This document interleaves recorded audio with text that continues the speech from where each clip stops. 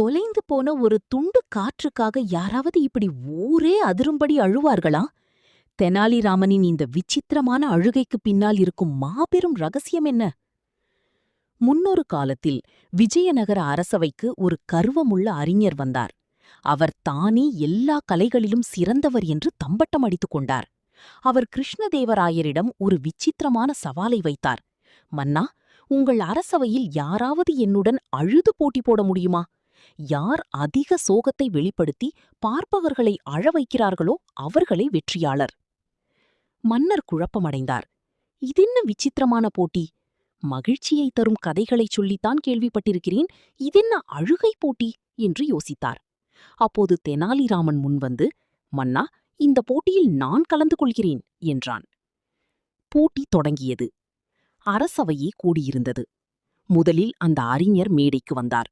அவர் ஒரு சோகமான காவியத்தை பாடி மெதுவாக விம்மி விம்மி அழத் தொடங்கினார். அவருடைய நடிப்பை பார்த்து அங்கிருந்த சிலரும் கண்கலங்கினர். அவர் தன்னை ஒரு பெரிய கலைஞர் என்று நிரூபித்து விட்டதாக பெருமையுடன் பார்த்தார். இப்போது தெனாலிராமனின் முறை வந்தது. தெனாலிராமன் மேடையின் நடுவே வந்து அமர்ந்தார். திடீரென்று அவர் வானத்தை பார்த்து ஓவென்று கத்தத் தொடங்கினார். அவருடைய அழுகை சாதாரணமானதாக இல்லை. அது ஒரு காட்டில் யானை பிளிறுவது போலவும் கழுதை கத்துவது போலவும் பயங்கர சத்தத்துடன் இருந்தது. அவர் தரையில் உருண்டு புரண்டு தன் தலையில் அடித்துக்கொண்டு கத்தினார். ஐயோ, போச்சே, எல்லாம் போச்சே, நான் இப்போது என்ன செய்வேன்? என் உயிர் போய்விட்டதே. விசித்திரமான காரணம். தெனாலியின் அலறலை பார்த்து பயந்து போன அந்த அறிஞர், ராமகிருஷ்ணா, என்ன நடந்தது? உன் வீட்டில் யாருக்காவது உடம்பு சரியில்லையா?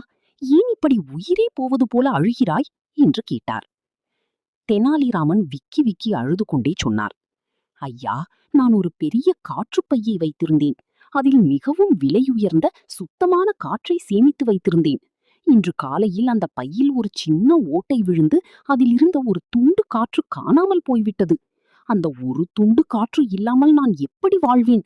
ஐயோ, என் காற்று தூண்டே, எங்கே போனாய் என்று மீண்டும் கதறத் தொடங்கினார். முடிவு. இதை செவிமடுத்த அந்த அறிஞருக்கு தலை சுற்றியது. காற்றை துண்டு போட முடியுமா?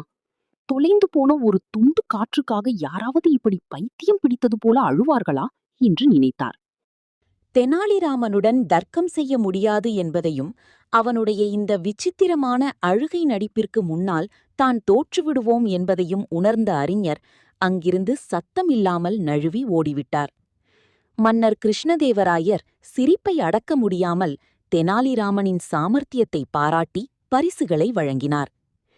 நீதி: வீணான கர்வத்தை காட்டினால் அது கேலிப் பொருளாகத்தான் முடியும். இந்த கதை உங்களுக்கு பிடித்திருந்தால் லைக் பண்ணுங்க. தெனாலிராமன் அடுத்ததாக அந்த மாயாவி மந்திரவாதியை எப்படி ஏமாற்றினார் என்று தெரிய வேண்டுமா? அப்போ உடனே நம்ம சேனலுக்கு சப்ஸ்கிரைப், லைக், ஷேர் பண்ணிட்டு பக்கத்துல இருக்கிற பெல் ஐகானை கிளிக் பண்ணுங்க. அடுத்த வீடியோவில் சந்திப்போம்.